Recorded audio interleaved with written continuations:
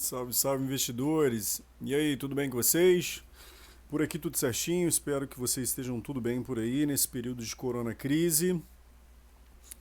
No episódio de hoje eu quero falar com vocês sobre o relatório gerencial de junho de 2020 do XPLG11, né? Um fundo de investimento imobiliário que eu possuo em carteira. Se você chegou aqui agora, está conhecendo o nosso podcast agora, saiba do seguinte, nós já estamos na nossa segunda temporada.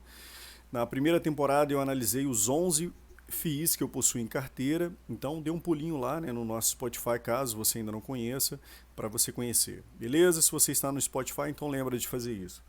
Lembrando a vocês que nós estamos presentes no Spotify, no Instagram e no YouTube.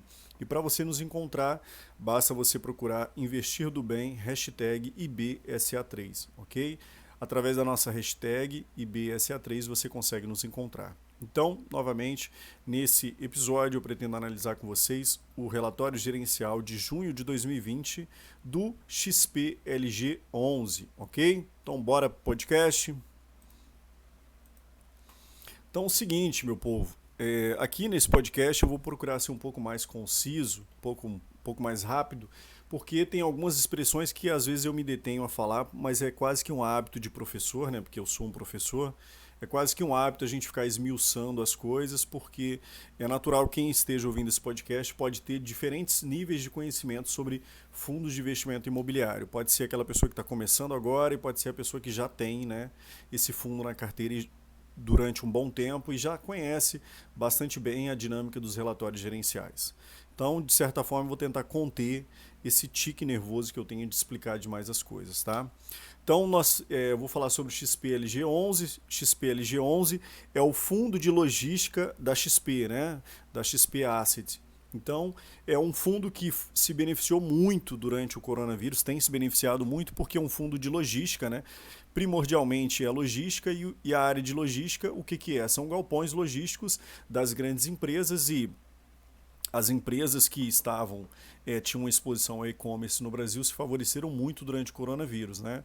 Por um motivo bastante simples. Lockdown, pessoas dentro de casa, a pessoa não pode sair, não pode ir para um bar, não pode ir para um shopping center consumir o que ela faz, ela vai para a internet, compra os seus produtos e recebe em casa. Então, o XPLG ele se favoreceu muito nesse período.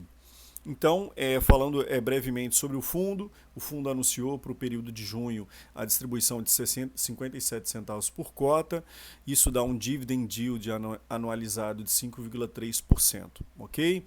Lembrando que o XPLG11, nesse momento que eu estou gravando, 8 de julho de 2020, ele encerrou o seu direito de preferência, né? Já terminou já todo o período de exercício de direito de preferência para os cotistas, ok? E aí, caso você não conheça muito bem, não sabe o que seja o que é o tal de direito de preferência, o fundo XPLG fez emissão de novas cotas, e o que é isso, o que eu faço, vai lá no nosso Instagram, no YouTube para tirar suas dúvidas, ok? Que daí a gente faz um outro podcast falando sobre isso. O XPLG11 tem uma ótima negociação na Bolsa de Valores, né? Ele negocia, ele tem uma boa negociação diária, mensal, diária, semanal e mensal. Então, é um fundo com uma ótima liquidez. E por que é importante que o fundo tenha ótima liquidez? Suponhamos que você seja um grande milionário e invista 10 milhões no XPLG11. E aí você queira vender os seus 10 milhões em um determinado dia, mas esse fundo na bolsa, né, ou seja, a negociação desse fundo na bolsa é uma negociação muito baixa. Ele tem uma negociação de repente, sei lá, 2 milhões por dia.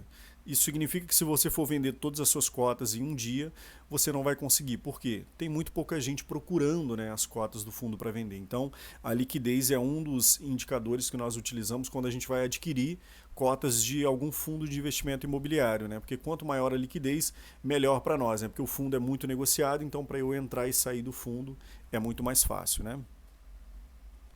O fundo, com a sua quarta emissão de cotas, né, como eu falei que ela já se encerrou, o fundo captou mais 600 milhões de reais. Ou seja, o fundo quer fazer novos investimentos e para ele fazer esses novos investimentos ele precisa de money, certo? Então ele conseguiu captar na sua quarta emissão 600 milhões de reais, beleza? Falando um pouquinho sobre as informações gerais do fundo. O fundo teve seu início em junho de 2018, então um fundo relativamente novo, mas um fundo muito querido pelos cotistas. Tem um patrimônio líquido atual de 1 bi 667 milhões, ok? Esse valor de 1 bi 667 milhões, aqui eu não tenho certeza se aqui esse valor já inclui os 600 milhões que foram captados. Até onde eu sei, esse valor não inclui, mas eu teria que olhar os relatórios gerenciais dos meses anteriores. Número de cotistas, 167 mil cotistas, então um número elevado de pessoas, né, que investem nesse fundo. A gestão é da XP Asset e a administração é da Vortex.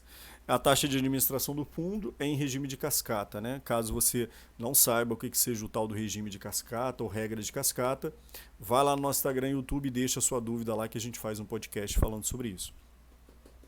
A taxa de administração é de 0,95% ao ano, é de 0,95% ao ano a 0,75% ao ano em regra de cascata, como eu expliquei aqui. O fundo possui taxa de performance e essa taxa de performance é 20% do que exceder o seu benchmark. O que é o benchmark desse fundo? É IPCA mais 6%.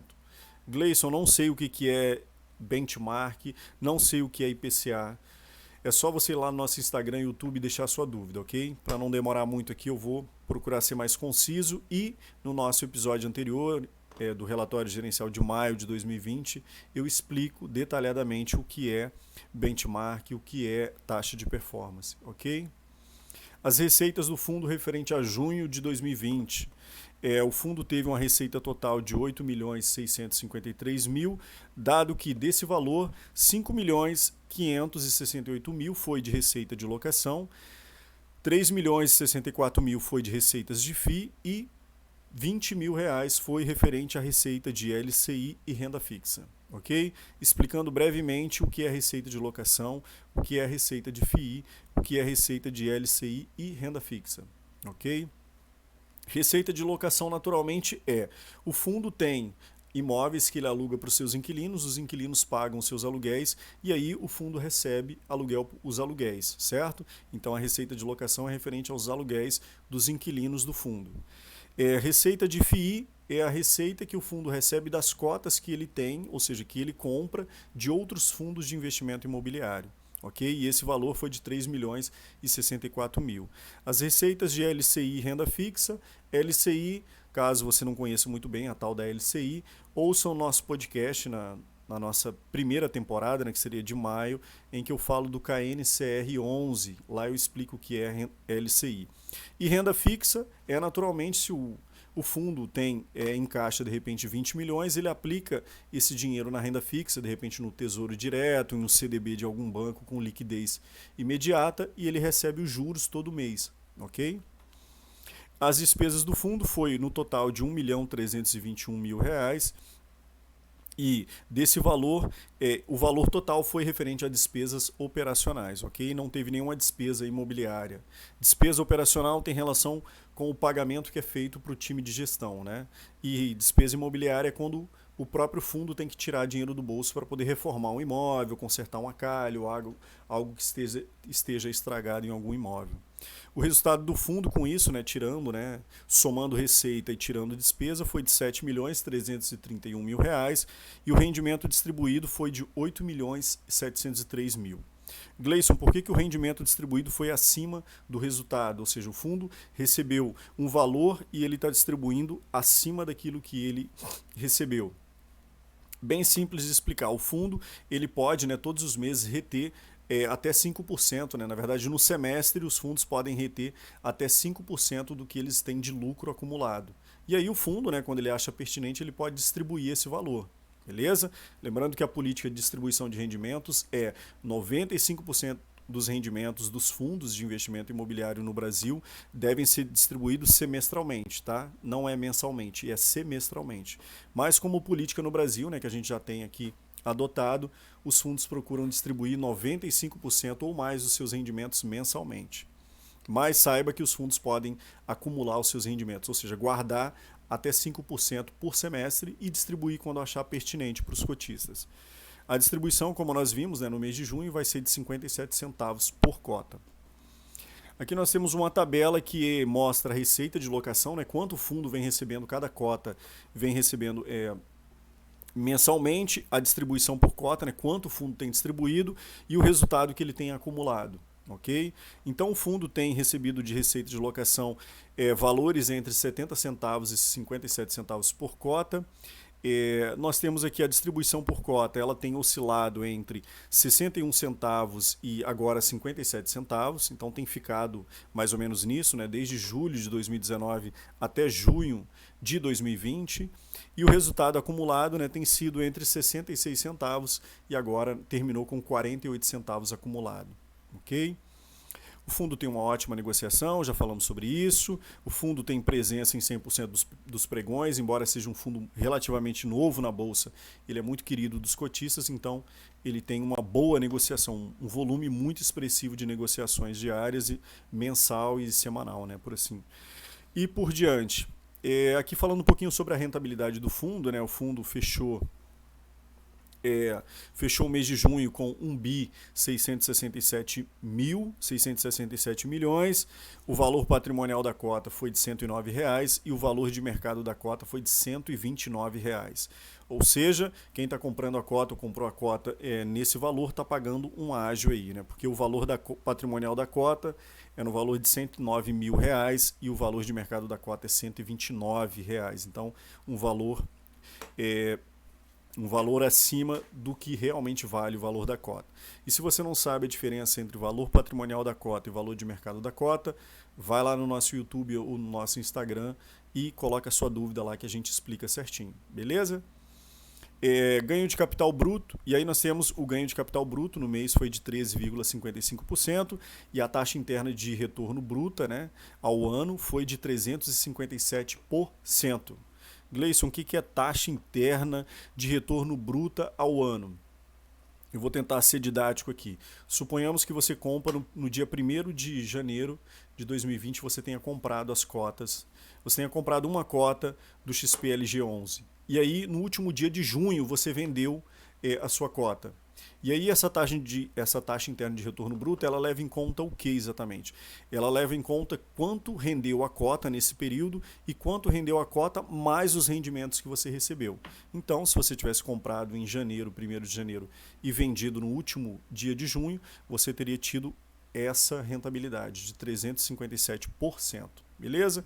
O retorno total bruto do fundo, porque os fundos, como vocês sabem, os rendimentos que a gente recebe das cotas, eles não são, a gente não paga imposto de renda, né, sobre isso, foi de 14,5%. E aí nós tivemos que o IFIX rendeu apenas 5,85%. O IFIX, né, é uma cesta dos fundos mais negociados na Bolsa. E ele rendeu apenas 5,85% contra o XPLG11 que rendeu 14,5%. Então, fazendo a diferença entre o fundo, o XPLG11 e o que rendeu o IFIX, nós temos que o fundo rendeu 8,2% acima do IFIX. O investimento por classe de ativos, 99% do portfólio do XPLG11 está alocado em imóveis, né? Ou seja, o patrimônio líquido do fundo, 99% do patrimônio líquido do fundo está alocado em imóveis e apenas 1% está alocado em renda fixa, né, o caixa. Naturalmente, a renda fixa aqui, essas outras aplicações, devido a essa quarta emissão que foi feita agora, que se encerrou, em que eles captaram 600 milhões, esse valor aqui no próximo mês, né, no relatório de julho, a gente vai ver que esse valor ele vai aumentar expressivamente, né? Porque o fundo ele tinha a sua alocação em 99% em imóveis, só que agora vai entrar grana no caixa. E se vai entrar grana no caixa, o que o fundo vai fazer? Ele vai pegar os 600 milhões e sair comprando os seus imóveis? Não. Naturalmente, o XPLG vai criar o seu pipeline, né, que seria uma expressão para o fundo vai criar, né, uma estratégia de investimentos e isso seria o pipeline, né? Então, ele naturalmente vai aos poucos, né, pegando esses 600 milhões e investindo esse dinheiro, tá? Importante saber aqui que se você é cotista do fundo e fez a subscrição de cotas, que você entenda, né? Lá eles lançam um prospecto, né, de como eles pretendem utilizar esse dinheiro captado nessa nova emissão de cotas, ok? Eu sou cotista do fundo e eu preferi não participar dessa vez dessa nova emissão de cotas. A tipologia dos contratos, ou seja, como está composto os contratos, como os inquilinos, né, acordaram os seus contratos com o XPLG 11. 34% é na modalidade típica e 66% na modalidade atípica. Caso você não saiba a diferença entre típico e atípico, vai lá na nossa primeira temporada que eu falo extensivamente, exaustivamente sobre isso, beleza? E se ainda ficar dúvida, vai lá no nosso YouTube, no nosso Instagram, tirar suas dúvidas que eu ajudo vocês. Aqui conhecendo rapidamente, né, quais são os inquilinos desse fundo, nós temos como locatários 13% da receita imobiliária do fundo vem da Leroy Merlin, que é um galpão que eles construíram recentemente, 11% vem da Renner, 10% vem do Grupo Pão de Açúcar, nós temos 10% referente a um imóvel especulativo em Cajamar, que está sendo construído, 8% é do mercado dia, né?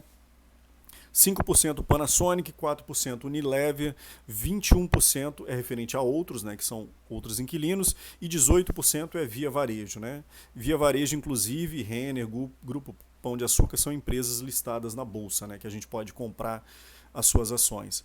E aí o setor de atuação dos locatários, né? Esses locatários eles estão distribuídos em qual setor? Nós temos 43% que é comércio varejista, né? E aí entra aqui a Leroy Merlin, entra Via Varejo, entra a Renner, né? Nós temos material de construção, 13%, né? Que é a Leroy Merlin. Nós temos especulativo, que são os imóveis que estão sendo construídos em Cajamar, em São Paulo. Nós temos comércio e distribuição de alimentos, que aqui entraria o Grupo Pão de Açúcar e o Dia, né? E isso representa 8%, nós temos 7% que é da área de logística, e a área de logística eu teria que mapear aqui para vocês. E aí nós temos 18% que são outros, certo? Lembrando que aqui nós temos esse 7% de logística e os outros também são da área de logística, tá? Para eu não dizer uma besteira para vocês, porque Via Varejo, Leroy, Renner, Grupo Pão de Açúcar, eles têm os seus galpões, né? E aí o XPLG aluga exatamente esses galpões para essas empresas, ok? Então, esses 7% aqui de logística não é que só 7% do XPLG está alocado para a área de logística, é uma empresa da área de logística, beleza? A correção dos contratos, como é que nós temos? 42% dos contratos, né, serão corrigidos pelo IGPM, 54% pelo IPCA e apenas 4% pelo IPC, tabela FIP. A atualização dos contratos, como é que elas vão acontecer e em quais meses, né? Nós temos que a maioria dos contratos eles serão atualizados entre setembro e dezembro.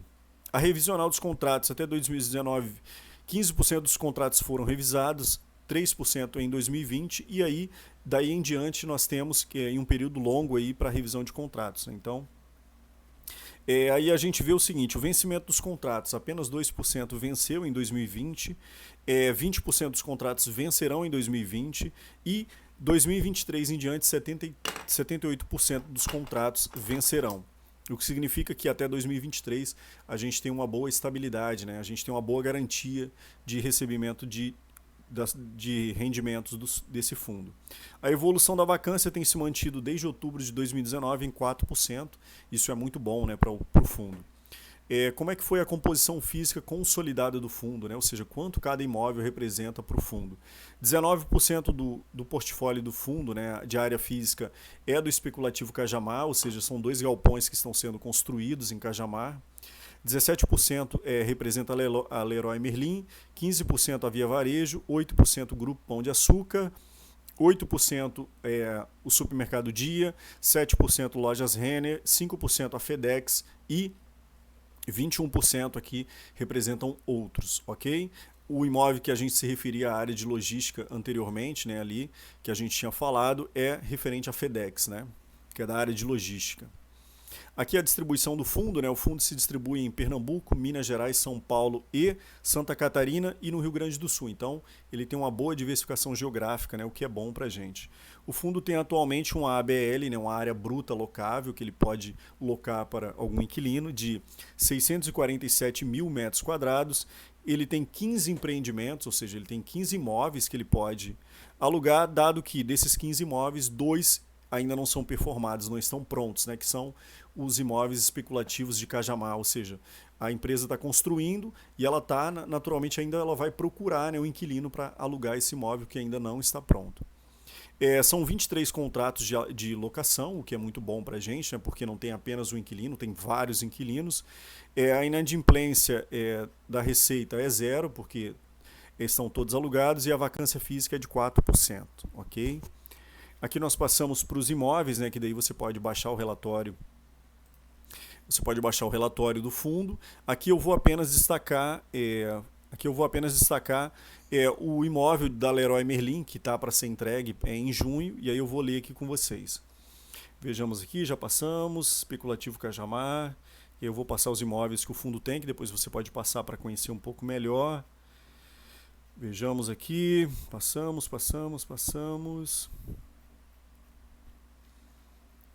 Vejamos aqui, vejamos.